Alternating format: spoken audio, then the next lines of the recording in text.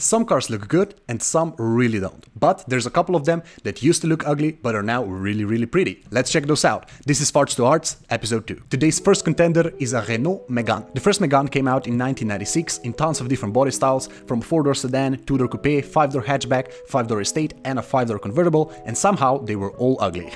Now I realize that I'm basing my opinions on today's design trends and that these cars that came out 25 years ago weren't considered ugly back then, but I think that they don't look good in today's market, which is what makes it funny. It just feels like Renault was trying to fit as many rounded shapes in a Megane back then as they could, and I guess that was some sort of a trend in the 90s. Just check it out. Rounded bodywork, rounded headlights and taillights. By the way, this taillight design is especially ugly in my opinion, but some cars do manage to make it look sporty. I mean, even the interior is one big circle. The only square thing in it is the radio unit.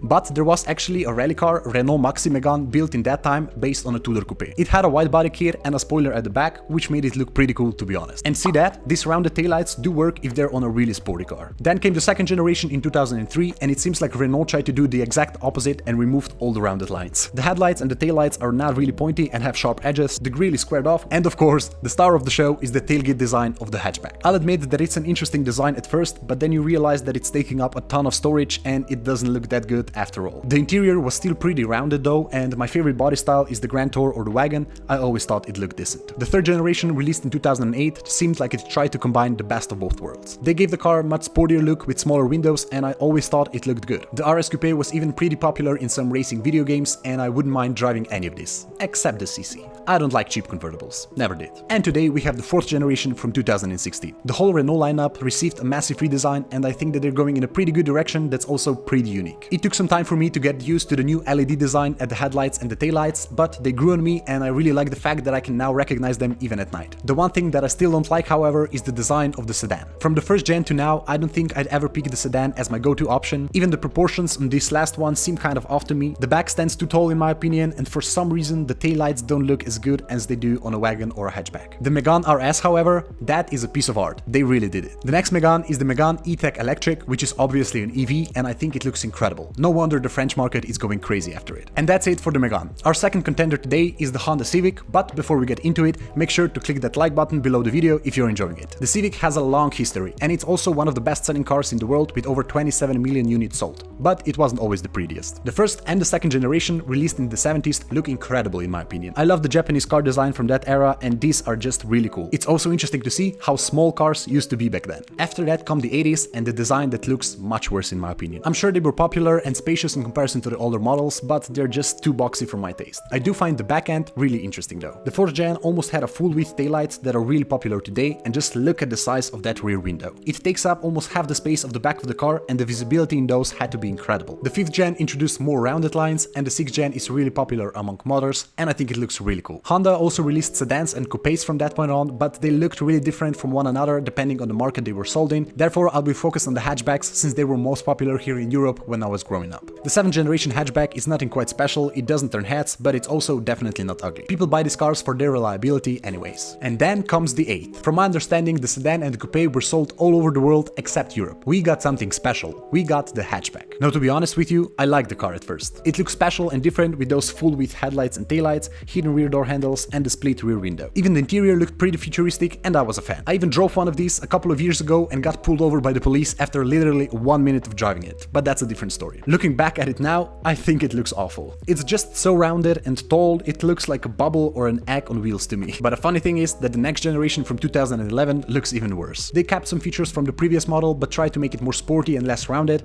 but it just seems to me like it was released halfway through designing it. I actually like it less than the 8th generation, and I think that it's the worst looking Civic up to date. But Honda did exactly what they needed to do with the 10th generation, and that car looks epic. It's sharp, aggressive, has a really cool taillight design, and it's just nice to look at. And don't even get me started on the Type R. That thing is officially a piece of art. Which means that Honda went from farts to arts in just a single car generation, which is a record for this series so far. Good job, Honda. Let's go, Honda! The latest 11th generation that has recently been released features a bit square design while keeping the sporty proportions of the last model, and I like it very much. I must also say that Honda did an amazing job transitioning the Civic from the hatchback to the liftback. Beautiful. Last one for today is the Hyundai i30, and I'll be quick with this one. The first generation from 2007 looks okay, I guess. It's a very Hyundai car from that time, and there's nothing really special about it. For some reason, the back of the wagon looks 5 years older than the hatchback in my opinion, but I don't mind the rear end of the hatchback. But the second second generation from 2011 made the front end much worse. This extended headlight design that runs far up the sides of the bonnet is ugly in my opinion, and the whole front end of the car is just too rounded for my taste. The back end actually looks okay, better than the first gen,